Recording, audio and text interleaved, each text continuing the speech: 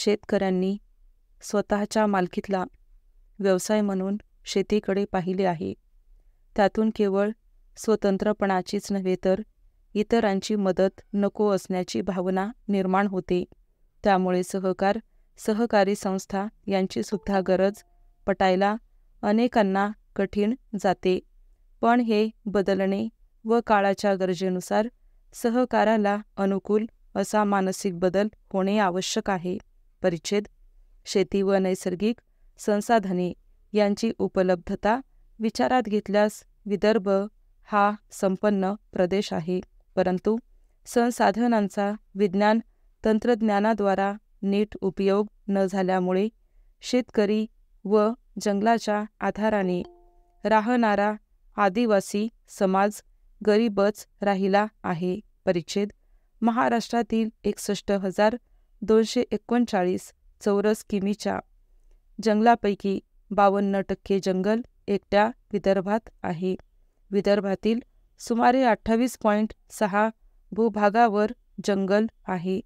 विदर्भ वगळल्यास महाराष्ट्रातील फक्त 16.67 भूभागावर जंगल आहे. विदर्भातही बुलढाणा, वाशिम, अकोला, वर्धा या जिल्ह्यामध्ये जंगलांचे प्रमाण कमी आहे. ते वाढवायलाच पाहिजे. परिच्छेद जंगलापासून ऊर्जा निर्माण करणारे गवताचे प्रकार, पशुखाद्य म्हणून उपयोगी पडणारे गवत व इतर खाद्य वनस्पती, औषधी वनस्पती, विविध प्रकारची फळे, इमारती लाकूड, बांबू इत्यादी मिळतात. परंतु सध्या तरी जंगलाचा उपयोग वैज्ञानिक व संघटित पद्धतीने होत नाही. त्यामुळे अमरावती जिल्ह्यातील मेळघाट जंगलातील किंवा गोंदिया, गडचिरोली, चंद्रपूर जिल्ह्यातील आदिवासी हे कुपोषितच राहिले आहेत.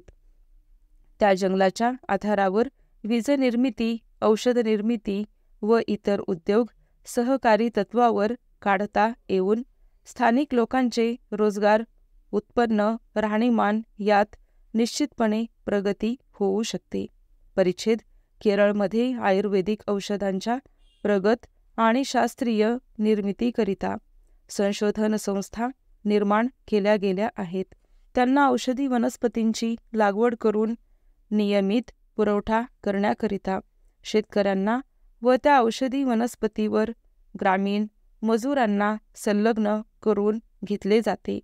त्यामुळे वनस्पती पुरविणाऱ्या जंगलांचा आधुनिक वैज्ञानिक पद्धतीने उपयोग करून व त्यासाठी सध्या ही उत्तम गुणवत्तेची म्हणून उच्च किंमत मिळवत आहेत. परिच्छेद विदर्भात मात्र सध्या जंगलांचा उपयोग पारंपरिक पद्धतीने सागवानाचे फर्निचर करायचे आणि बांबू एकतर कागद कारखान्यास अतिस्वस्त भावात द्यायचा किंवा बुरुडांनी सुपे टोपल्या तयार करायच्या.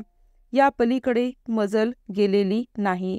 स्थानिक आदिवासी शेतकरी व मजुरांना सहकारी पद्धतीवर संघटित होण्याचे प्रोत्साहन देऊन विदर्भातील जंगलाचा सहकारी पद्धतीने विकास साधून आदिवासीचं जीवन प्रत्यक्षपणे सुधारता येईल. परिच्छेद विदर्भात नागपूर येथील महाराष्ट्र वीज मंडळातून उच्च पदावर निवृत्त झालेले अभियंता श्री प्रभाकर कुकडे यांनी ग्रामीण लोकांकरिता अनुदान न मागता अतिशय कमी किमतीत वीज तयार करण्याची योजना मांडली आहे. स्टॉप.